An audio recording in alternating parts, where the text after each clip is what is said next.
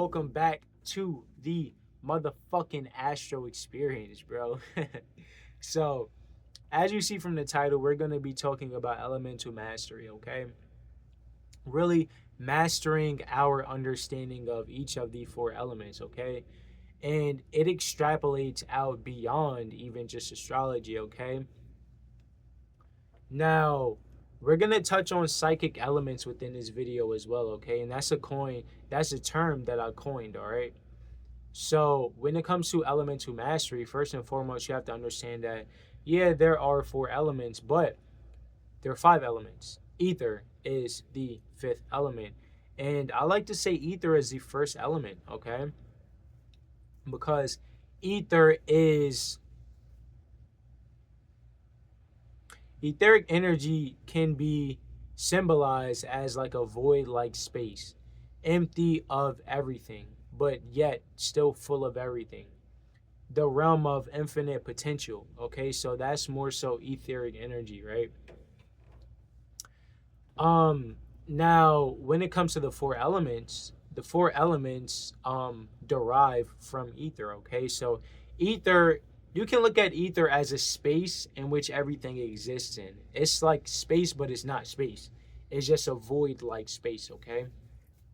Now once you get the four elements are actually what makes up the experience that you have, you know? So as you walk throughout life, everything is made up of a derivative. Everything is made up of one of the four elements, and if it's not directly one of the four elements, it's a derivative of the four elements, okay? So metal is a derivative of earth. Smoke is a derivative of air and fire and earth. Steam would be water and air and fire, because you need to steam up a liquid in order to make it steam, okay? um so yeah, just understanding how each of the four elements operate, they can teach you so much about yourself, truly. So let's start off with fire, okay? Fire is the initiator. Fire is the flame. Fire is a spark. Fire is creation. You know, whenever you look at fire, fire is naturally dancing. It's always moving. It's always free flowing. All right. So this is why fire deals with dancing and expression as well. Okay. Fire can get very rapid, very volatile, and very chaotic as well, you know. But at its pure base vibration, fire is creation. Fire is purification. Fire is alchemy. All right. Transforming one one element into another, one state of existence into another state of existence, okay? So fire is all about burning away what doesn't serve, okay? Fire is about expression. It's about life force. It's about that inner fire that you feel, all right? So externally, whenever you look at a fire, you're going to see a physical representation of your inner fire. Inner fire is about, it's about feeling inspired, feeling the need to take action, okay?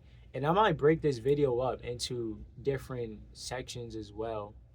But fire is really the source of life, you know? Whenever you have an idea, that's air. That's the direction.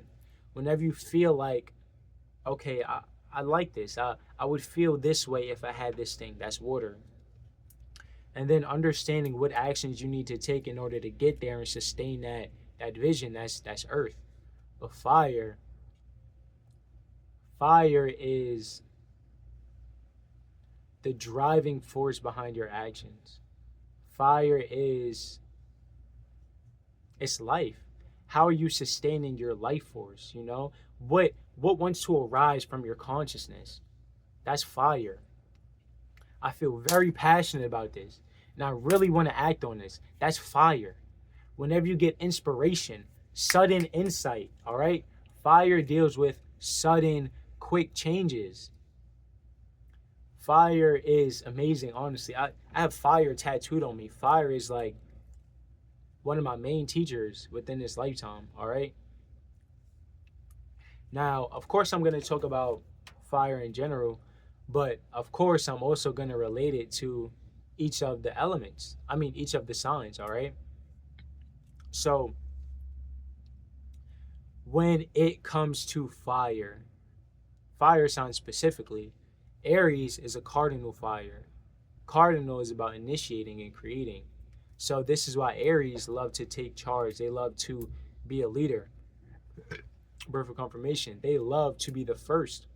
Cardinal is about starting, right?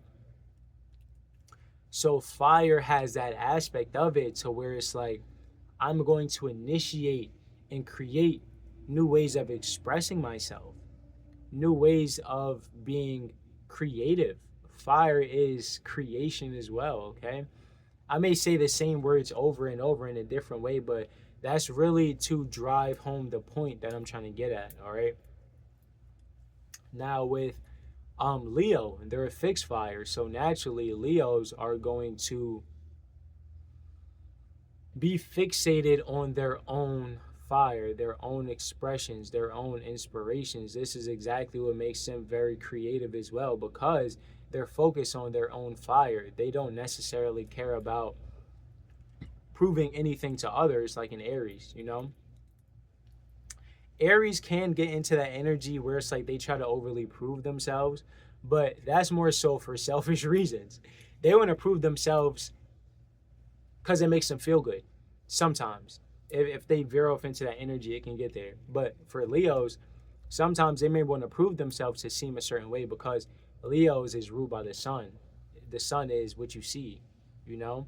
So that's a little gem about Leos, but just in general, fixed fire is about staying stable. So whenever you see a fire or a candlelight in one position and it's not really dancing like that, that's Leo. That's that energy showing you that I'm here. I'm not going anywhere. I'm fixed. I have the ability to dance around. I have the ability to light a fire in you, but for the most part, I'm just present. I'm here, and my presence is enough. I don't have to do too much, okay? So let's talk about Sagittarius now, all right? Sagittarius is the mutable fire sign, okay? Mutability is all about being adaptable and changeable. This is exactly why Sagittariuses are a little bit more relatable than the other two fire signs, all right? So mutable fire is about expressing, it's about expansion, it's about connecting to other fires. It's about connecting to other people. This is exactly what makes Sagittarius is so inspirational, because they know how to relate their fire. They know how to communicate their fire, because you need air. Air enables the existence of fire. So this is why fire signs are a little bit intellectual as well, because you need air in order to have fire, right? So all of the fire signs are intellectual, but in their own ways. Sagittariuses are more intellectual when it comes to connection and higher ideas. Aries are more intellectual when it comes to taking charge and being a leader and actually being physical and doing shit within your life. All right. Leo is more intellectual when it comes to being yourself, and not caring about what other people think or how other people see you, just being authentically you. That's what makes Leos intellectual, okay? Now, fire. We talked about the fire signs. We talked about inner fire. We also talked about outer fire, right? So let's talk about psychic fire. What role does the fire element play in your psyche? All right. So fire is, as a psychic element, fire presents itself as sudden inspiration, sudden visions, sudden flashes, okay? Because fire is light. Light is information. Light is also vision, right? So fire is a very quick, sudden element. So fire represents quick, sudden inspiration. This is exactly why fire signs have a lot of visions as well. They're very much tapped into clairvoyance. These people are seers, they can see the future, okay? Because even whenever you scry at a candlelight, that's basically staring into a candle flame, right? Um, you stare into the flame, and whenever you close your eyes, you can still see the light in your eye, in your mind's eye, all right? So this is exactly why fire energy is all about insight. Think of, even look at the words that we say, insight. Sight, that's inside your mind's eye. Internal sight. How can you see? How can you illuminate the path that you're on, okay? With your mind's eye. So fire is all about illuminating the way. Giving, it's about enabling actions, okay? Because fire is fire is a masculine element, okay? Air and fire are masculine elements. Air is a direction. Fire is the expression within that direction, okay? So fire illuminates so that direction can be fire illuminates so that direction can be enabled in a way, if that makes sense. And fire also represents how you express yourself during moving toward a certain direction, you know? So whenever you see a person that's very monotone, they talk in one tone, they don't really express themselves, they don't dance, they don't move around, they don't take up space within their environment, they may be a person that doesn't have a lot of fire energy within their chart. If you see a person that's very courageous, very expressive, very they're always doing something. They always have an idea. They always have a vision. They have grand visions at that. They may have a lot of fire energy within their chart, okay? So fire energy is amazing. Fire energy is very important. I'm probably going to make a part 2 to each of the elements, but for this part 1, it's probably just going to be about the fire energy in general. And then, of course, part 2 is earth, 3, air, 4, water. And then I might even make another video for each element, you feel me? Including ether, all right? So this is more so like an introduction into the elements, okay? Now, if you want to get deeper into elemental mastery, if you want to learn how to activate a specific element within your auric field, I do elemental activations, okay?